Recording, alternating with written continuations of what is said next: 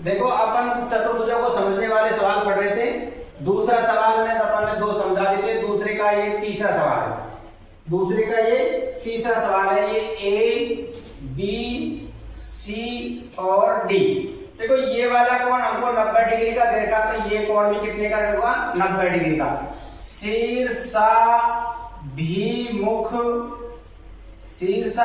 कोण चतुर्भुज के बराबर होते हैं।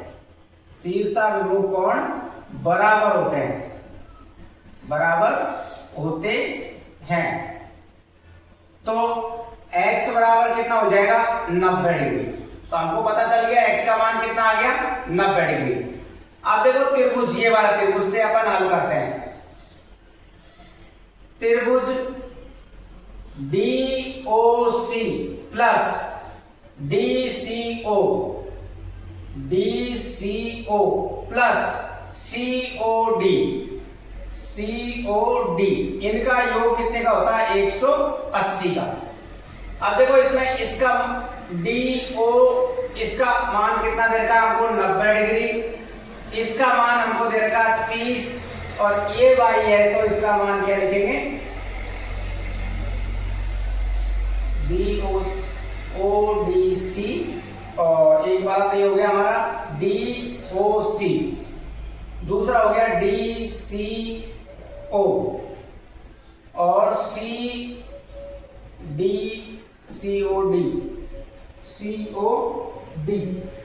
OCD, इसको लिखेंगे अपन OC और D।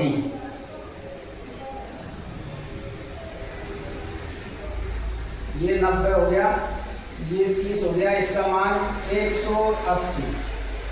इन दोनों को जोड़ो, जोड़ने पर कितना हो गया? 120 प्लस में 22 बराबर 180। 120 का पक्षांतर कर लो, y बराबर हो गया 180 माइनस का 120, तो y का मान कितना आ गया? 60। इसका मान हमारे पास कितना आ गया? 60। y का मान 60। देखो y और z कौन से कोण है? z बराबर y, क्योंकि ये कौन से कोण है? एकांतर कोण। एकांतर कोण आपस में बराबर होते हैं। अगर y का मान 60 है तो z का मान भी कितना आ जाएगा? 60। हमको z का मान निकालना था, y का मान निकालना था और x का मान निकालना था। देखो x का मान 90 आ गया और y का मान कितना आ गया हमारे पास? 60, और z का मान भी कितना आ गया? 60। x, y और z के मान हमको इसमें ज्ञात करने थे।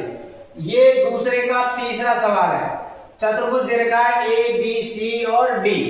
देखो ABCD चतुर्भुज दे रखा है। सबसे पहले देखो इस पूरी का मान होता है 180, तो ये हो गया x प्लस 80 बराबर 180। 80 का पक्षांतर कर दो तो x बराबर हो गया 180 माइनस 80, तो x का मान हमारा कितना आ गया? 100। इसका मान कितना आ गया हमारा? 100 आ गया। देखो ये और ये दोनों कौन से कोण है? शीर्षाभिमुख कोण। y बराबर कितना हो गया? 80।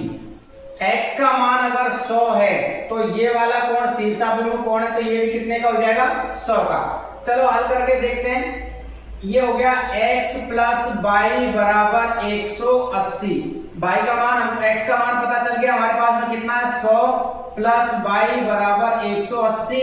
100 का पक्षांतर कर दो, y बराबर हो गया 180 माइनस का 100, तो y बराबर कितना आ गया हमारा? 80। तो y का मान पता चल गया हमको 80।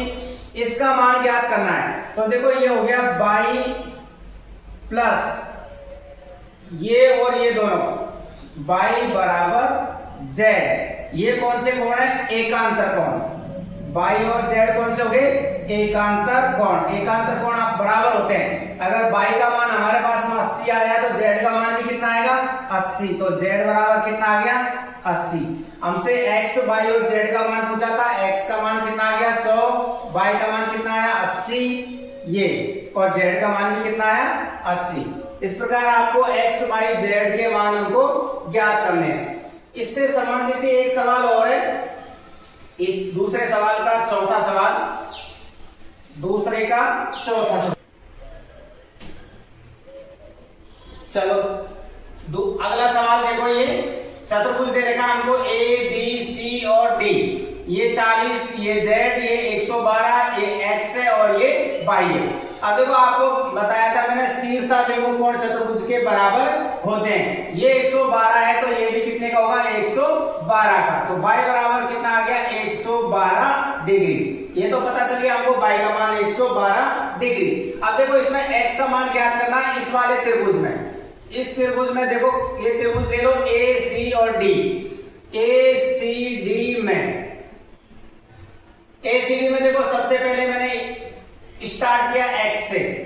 x प्लस y प्लस 40 त्रिभुज के तीनों अंतःकोणों का योग कितना होता है 180। देखो y का मान हमको पता चल गया कितना है। y का मान 112 प्लस में 40 बराबर 180। इन दोनों को जोड़ेंगे तो आ गया 152 बराबर 180। पक्षांतर करो 180 माइनस 152 तो x बराबर कितना आ गया 28 डिग्री।